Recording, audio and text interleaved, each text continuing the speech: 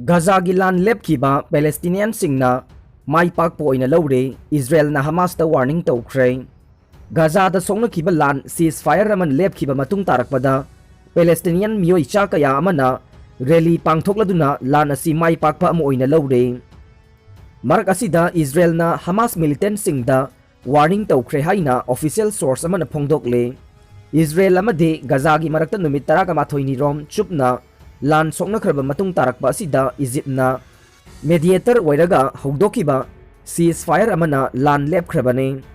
Nakal animag na sokna kiba lan asida Palestinian singna ayambo ina miyoi chaniga yankhai sikhrabane. Israel gi maikaidagi claim tawribana Gaza da leriba Hamas militant singda paksan na manghan takhan bangamkhre.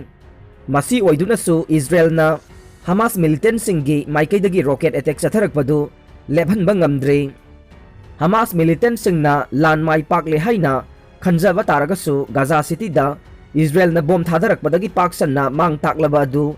amuk sengbatpa ngamloidabagi phibamda leire. Gaza gi mafam ase thabak phangdabadagi samisya leiba coronavirus sandorokpagi khudongchadaba amade Egypt amadi Israel na haukiba chahi kayasida blockade thamjinduna lakle. Israel amadi Gaza gi marakta ceasefire thamba taragasu East Jerusalem da leidiba Al-Aqsa Mosque compound da Israel police amade Palestinian police ki marakta khud thoknabagi thawongdi adumak chathaduna lakle. Israel gi Prime Minister Benjamin Netanyahu na criticism tawrokiba thawongbu yaningdaba utkhre.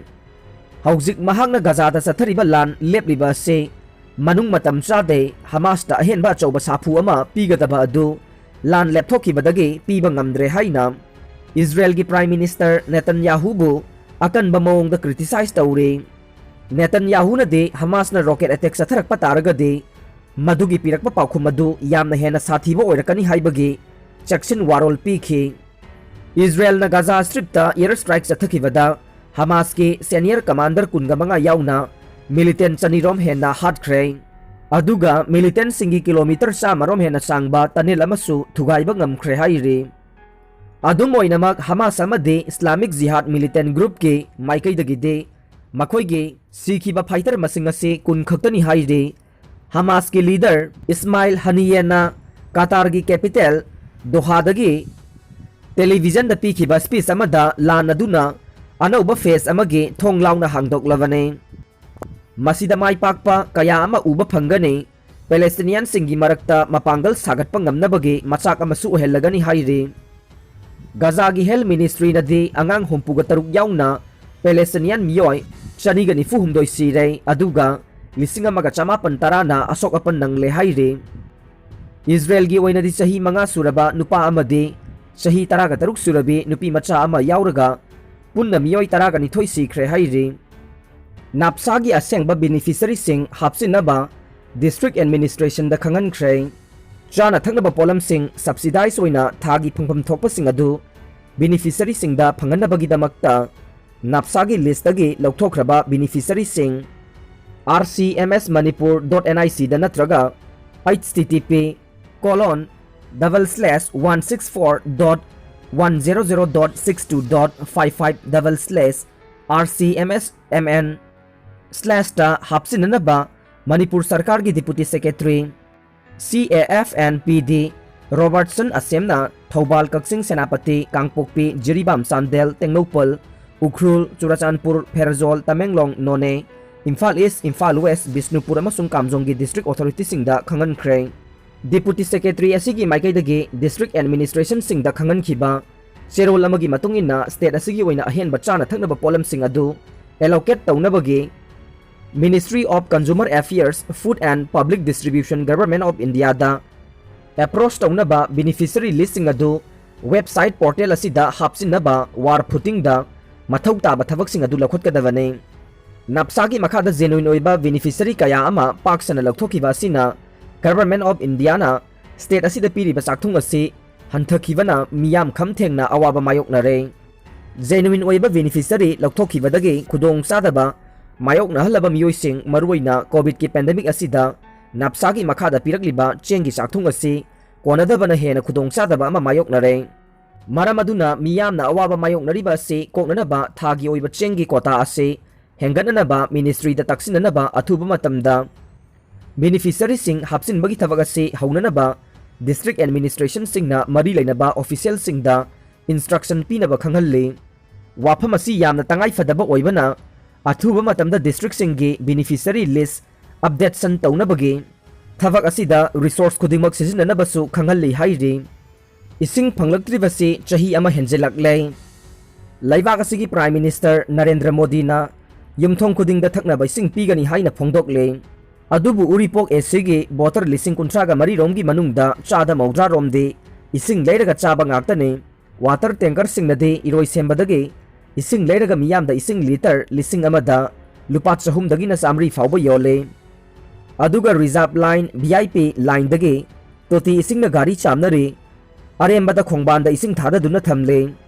nong marang kaina tadabadage miyamna thaknaba ising phanglaktribase COVID-19 laisat haurakpadage chahi ama henjilakle haina uripok kanba apunba lupki president mainam mithai na thadorak pa cherol amana phongdorokle serol asin hai hiram sida manipur lengak amade local MLA na karisu nasongbide angam athok singde uripok te ising phangdriba se khangsin nadaba male chief minister nasu karigumba thausil ama tawraga ising phangangani haina phongdokiba laikhraba khalle masida mari lainaba minister na midyang changbiyu department ki miyoi khara manaraga uripokta politics tawrabra haibagi chingnaba leire hiram sigi matangda mari lainaba authority na miyamda mayek sengna khanganbiyu hainasu cherol duna phongdorokle Chandel Tengnokpol manungda paikhatliba Asian Highway project sing thingjingadawre Indo-Myanmar Asian Highway 1 affected committee Chandel amadi Tengnokpol district na Palelge Thamnakpokpidagi more fawboge affected oiraba miyoi singge pithokpam thokpa compensation pithok pinaba hairaduna hanagi Tengnokpal amadi Chandelgi deputy commissioner amadi chief minister da memorandum pisinduna khangangrabasu ngasi phawba laingaki maikidagi paukhum amata pidana leithokle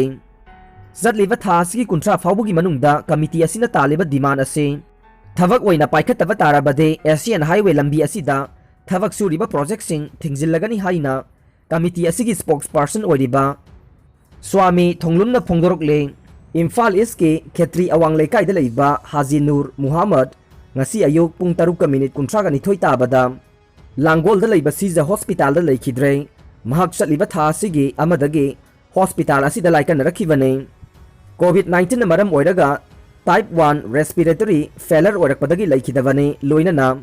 hypertension amasung kidney soksilakpadagi ni hairi mahak leikhidabada Manipurgi governor Nazma Heptullah na ayiba cherol tharaktuna awaba phongdorokre Nepalgi president na parliament dissolve tawraga November 3 election pangthoknaba lauthokre state sing amasung union territory gidamak haujiksu COVID-19 vaccine 2 crore amaga lakh humpu hena leiri amasung mathang numit humnida 2 lakh aniga lising humpuga taret hena makhoida piragani haina union health ministry na ngasi phongdokre